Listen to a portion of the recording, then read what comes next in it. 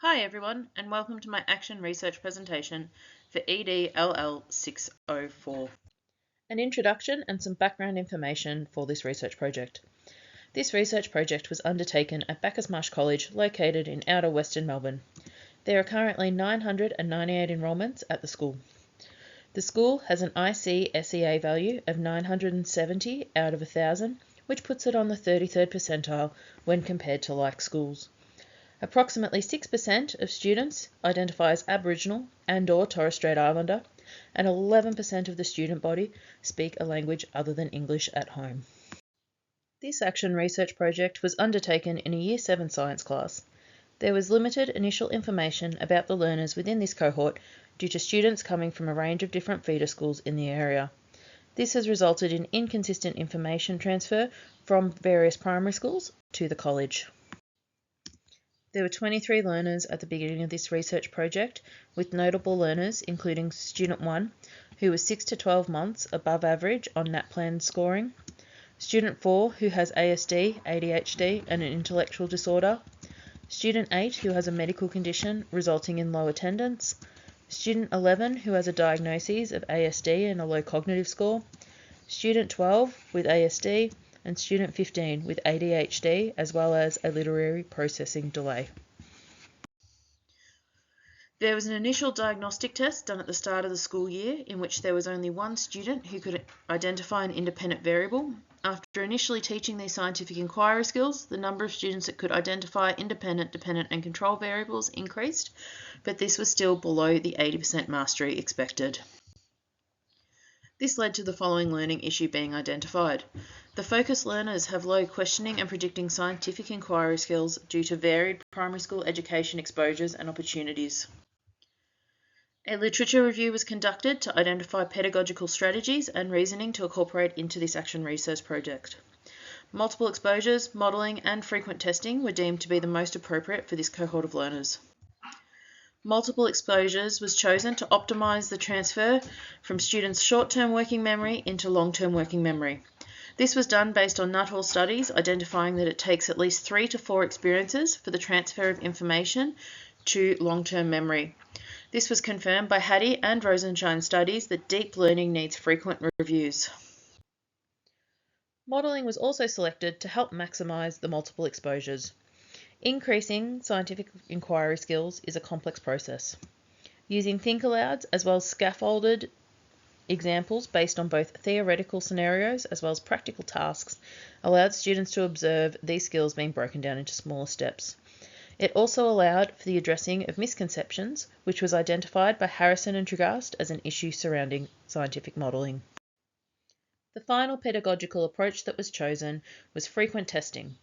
Frequent testing was chosen to support tracking students' abilities as well as increase multiple exposures and help identify steps that needed to be retaught.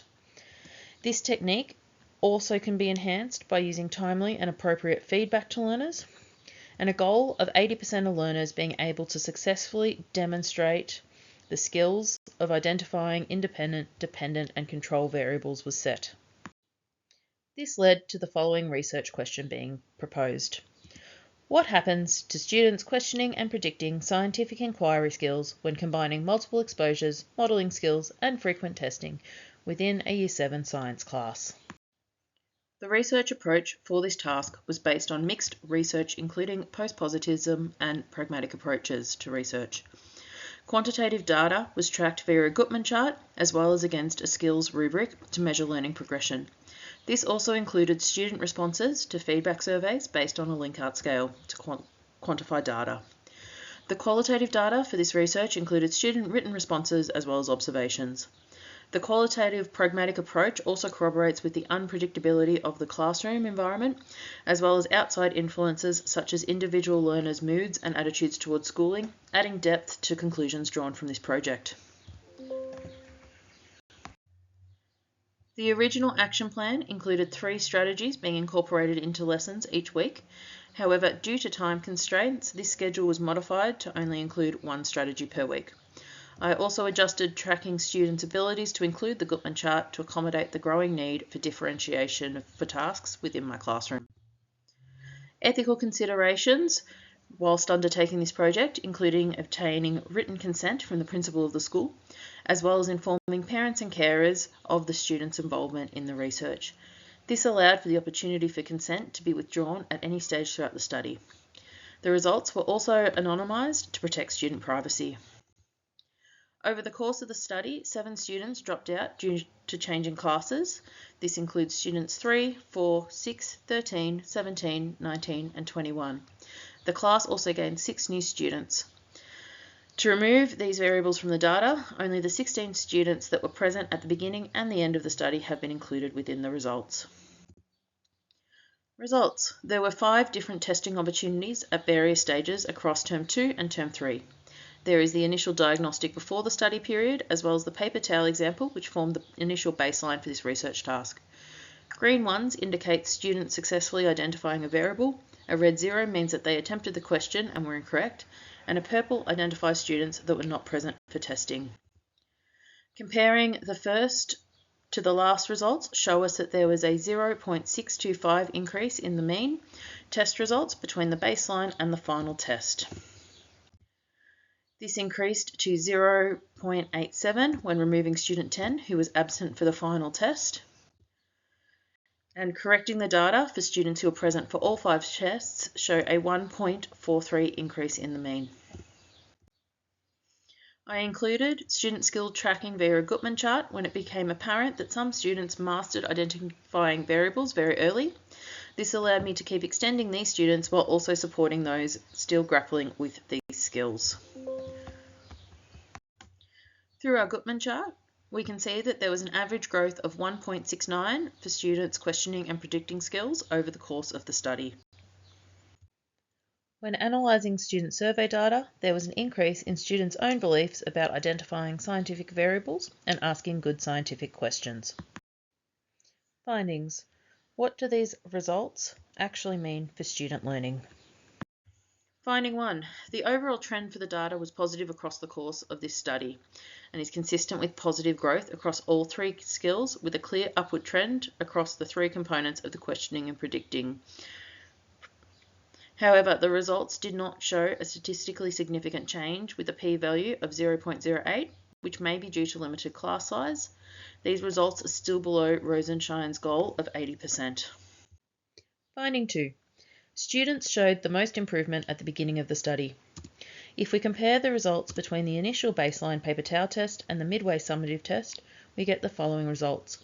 Our t-test is negative 1.90. Our p-value is 0.0769 and our Cohen's d-value is negative 0.48.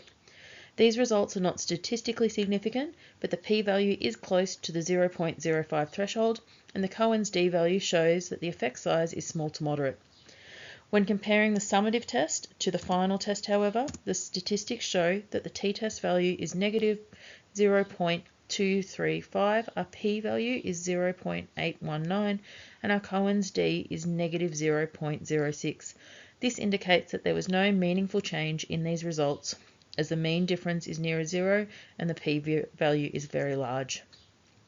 This suggests most of the impactful learning happened between the paper towel and summative tests, while scores then plateaued between the summative and final. Finding 3. I provided additional scaffolding to particular learners to assist with differentiation in the class. I did this by removing the literacy burden of defining independent, dependent, and control variables for students by providing them with these definitions. Using this scaffolding, students were able to correctly identify variables within written examples as well as determine these from a graph despite not being able to recall the definition. Finding 4. Finding 4 compares learners who were present for all testing to those who were not. These results show that there was a greater increase in learner growth between the initial and final data collection in 2 out of the 3 data types when comparing students with high attendance to those with low attendance.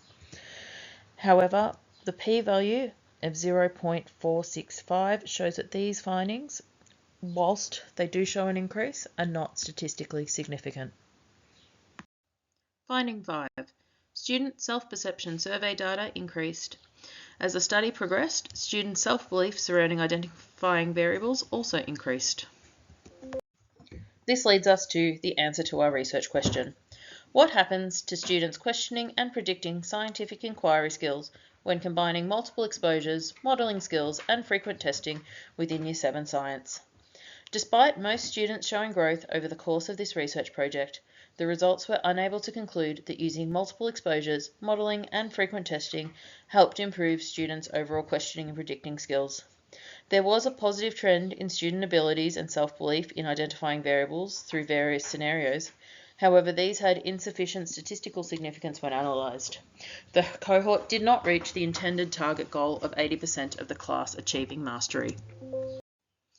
Implications for future learning.